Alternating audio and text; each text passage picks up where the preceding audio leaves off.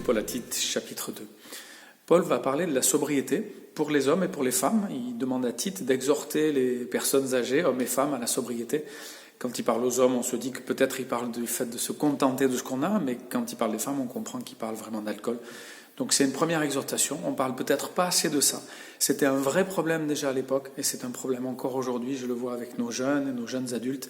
Eh bien voilà, nous sommes exhortés à la sobriété, à savoir nous contenter de ce que nous avons, mais aussi à faire attention à la question de l'alcool et de toutes les dépendances qui peuvent vraiment gâcher notre vie et nous éloigner de la joie que Dieu veut pour nous.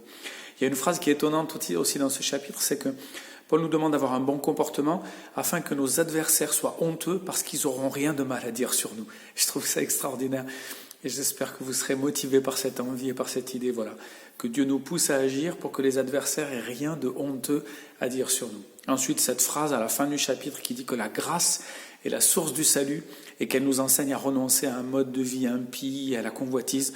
Ben voilà, que Dieu nous aide à réaliser que comme il nous a aimés et que nous ne le méritions pas, on doit être poussé vers un mode de vie qui est différent de celui des autres.